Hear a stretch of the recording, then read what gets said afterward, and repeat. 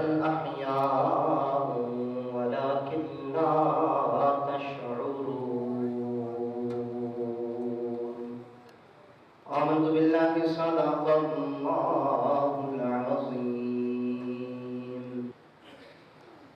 ظلم کا سر کاٹ لینا صبر کی تلوار سے، ظلم کا سر کاٹ لینا صبر کی تلوار سے، یہ سبق سیکھا ہے میں نے عابد بیمار سے۔ اللہ جل جلالہ کی حمد و ثنا اس کائنات کی محبوب ترین، حسین ترین، عظیم ترین، خوبصورت ترین ہستی پر ہدیہ درود و سلام کا نذرانہ پیش کرنے کے بعد دعا ہے اس مالک، اس خالق، اس رازق کی بارگاہ میں میرا بولنا، آپ کا سننا اپنی مقدس، معطر، منور، مطہر بارگاہ میں قبول و منظور فرمائے۔ سامعین محترم، جیسا کہ آپ کو معلوم ہے کہ یہ ایک جمعۃ المبارک محرم الحرام سے پہلے کا ہمارا یہ موضوع کربلا کے حوالہ سے چل رہا ہے۔ آج میں کوشش کروں گا کہ آج اس موضوع کو یعنی کہ اختتام کی طرف لے جاؤں، کیونکہ آگے ربیع النور شریف کا بھی آغاز ہو رہا ہے۔ آج سفر کی تقریباً 14 تاریخ ہو چکی ہے، تقریباً یہ 2 ماہ سے ہمارا یہ موضوع چل رہا ہے۔ دعا کرتا ہوں اللہ خالق علم یزل کے بارگاہ میں اللہ جل جلالہ میرا بولنا، آپ کا سننا اپنی مقدس، معطر، منور، مطہر بارگاہ میں قبول و منظور فرمائے۔ پچھلا جو جمعۃ المبارک تھا وہ تھا حضور کی شہزادیوں کا جو سفر ملک شام تک۔ تواریخ میں ملتا ہے ابھی یہ قافلہ دمشق میں پہنچا نہیں تھا تو یہ اعلان ہو گیا تھا، اس سنو ہونا، ٹھہر جاؤ قافلے والوں، ابھی داخل نہ ہو۔ روایات میں ملتا ہے کہ دمشق شہر کو دلہن کی طرح سجایا گیا، ڈھول باجوں کا اہتمام کیا گیا۔ ابن عساکر نے لکھا ہے، امام جلال الدین سیوطی نے لکھا ہے، شامیانے، شادیانے لگائے گئے، یہاں تک کہ جب یہ اعلان ہوا کہ ابھی باہر ٹھہر جاؤ، استقبال کی تیاریاں ہو رہی ہیں، تو اس شہر کے اندر یہ اعلان ہوا دمشق میں کہ لوگوں غازی آ رہے ہیں، ان کا استقبال کرو۔ 40,000 افراد اس شہر سے باہر آ کر ان کا استقبال کیا۔ ان میں سے ایک بوڑھا صحابی تھا، اشعث اغبر، جس کے بال بکھرے ہوئے تھے، گرد آلود تھے، مٹی سے اٹے ہوئے تھے، جس کا نام سامرہ بن جندب ملتا ہے۔ وہ بھی گاؤں سے کھجوریں بیچنے کے لیے آیا ہوا تھا۔ اس نے جب یہ ماحول دیکھا، جب یہ سنا کہ غازی آ رہی ہیں، یزید کو اللہ نے فتح عطا فرمائی، تو اس نے محبوب کے لبوں سے یہ سن رکھا تھا کہ غازیوں کے چہرے کو دیکھنا بھی ثواب ہے۔ جب وہ ہجوم میں داخل ہوا تو اس نے امام زین العابدین اور امام حسین کے چہرے کو جب دیکھا تو وہ دیکھتا رہ گیا۔ تو امام زین العابدین فرماتے ہیں کہ بابا تو کون ہے؟ تو ہمیں جانتا ہے؟ سارے لوگ ہمیں باغی سمجھ رہے ہیں، لوگوں کو یہ بتایا گیا کہ یہ باغی ہیں، اور لوگ ہماری طرف ایک نگاہ بھی نہیں دیکھتے ہیں، اور بابا تو ہے کہ تیری نگاہ ہٹ ہی نہیں رہی ہے۔ من انت، تو کون ہے؟ این جئتا، تو کہاں سے آیا ہے؟ تو وہ سامرہ بن جندب وہ عرض کرتے ہیں کہ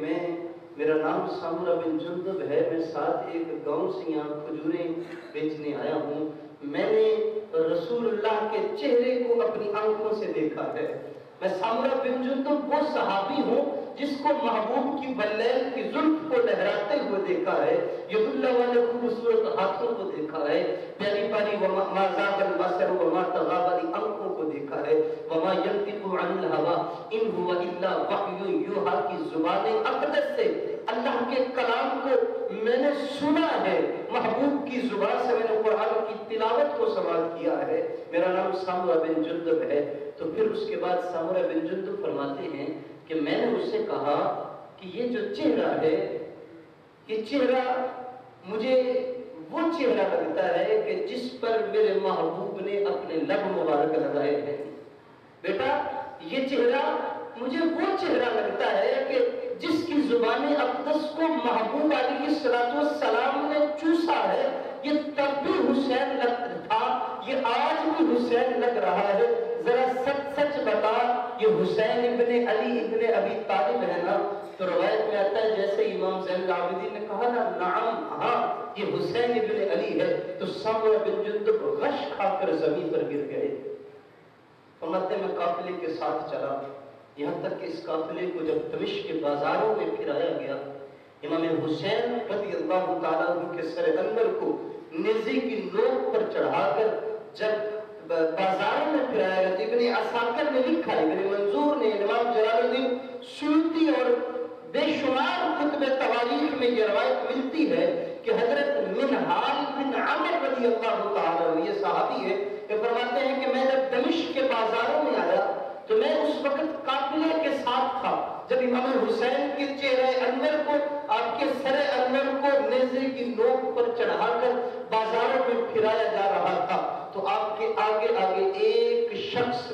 سورۃ الکہف کی تلاوت کر رہا تھا، اور جب وہ اس آیت مقدسہ پر پہنچا، ام حسبت